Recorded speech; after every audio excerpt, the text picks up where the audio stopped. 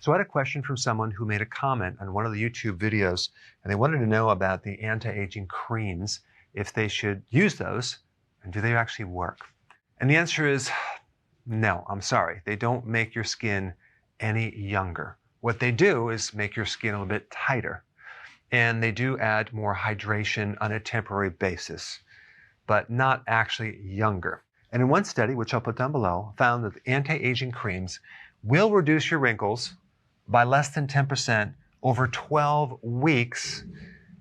10% is not even noticeable to the human eye, so you're not going to really see too much. So what is the solution? Is there a way to reverse the aging process, or at least slow it down? And the answer is yes, if you understand the simple concept of inside out versus outside in. There's no way you're going to actually try to get the body younger by applying something topically or trying to work from the outside in. It really comes from the inside out. And it's a combination of several things, but you really want to look at the balance of how much oxidation is going on, or things that are breaking your tissues down or destroying your DNA, versus the antioxidants in the body, which are countering all this free radical damage. And just so you know, a free radical is an unpaired electron. So let's say, for example,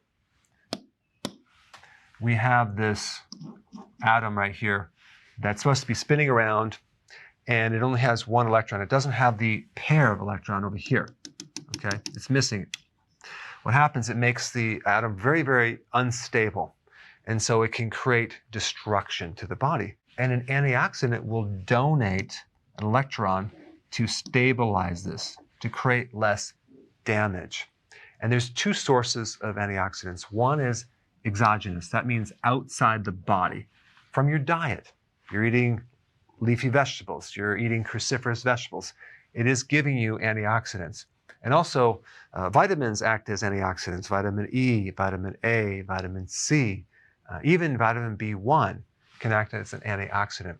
And they always come in networks, because when an antioxidant donates its electron, it then becomes unstable, and it can create some problems. So it will borrow an electron from another antioxidant. So they come in networks. So you have the food that you eat with antioxidants, okay, that's called exogenous. Then you have endogenous antioxidants. Your body actually can make antioxidants. So that's cool. So the combination of both need to be in such quantity to counter the amount of oxidation coming in from the environment and from your diet that's just making things break down and making you age prematurely.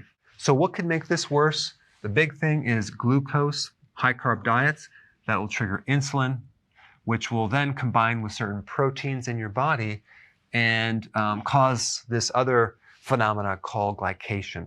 So when you combine sugar with a protein, it creates a protein that's now non-functional. And that's going to make your tissues less elastic, and that's going to make you look a lot older. And another term for that is advanced glycation end products.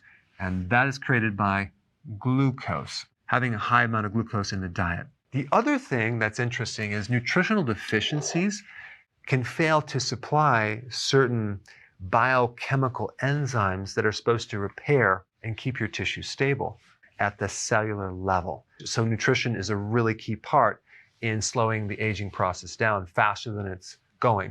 So the worst case scenario is this combination between a high carb diet and low nutrients. That's going to age your skin. It's going to make you look older. It's going to age the inside of the body. And on the flip side of that, if you switch your fuel from glucose to ketones, ketones act as an antioxidant, which is really, really cool. So it's a much healthier fuel source. And I always recommend the healthy version of the ketogenic diet. So that way we can actually add the nutrients from the food to prevent the free radical damage and keep your skin and your tissues looking healthy. So there's also hormones involved. The hormone that you really want to preserve is growth hormone.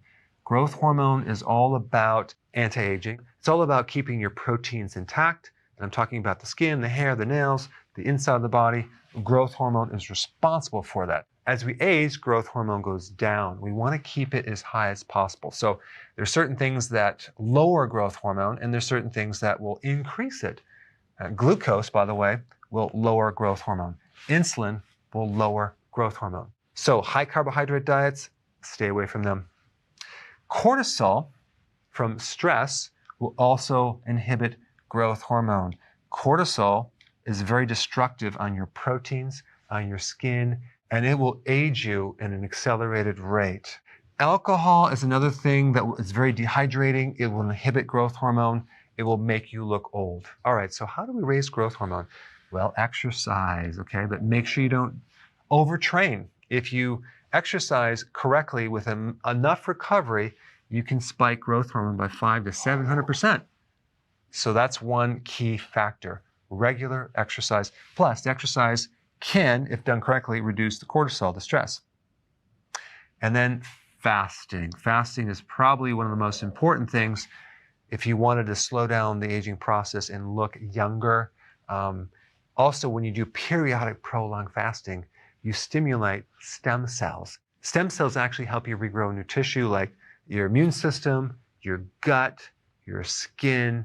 So fasting is probably one of the biggest things that can help you look younger. It can stimulate growth hormone by 1,300 to 2,000%. And then we have sleep. Sleep is another key factor to enhancing growth hormones. So if you do intermittent fasting and prolonged fasting, you get enough sleep, you keep your stress down, you exercise, you do healthy keto, that is your best bet to slow down the aging process.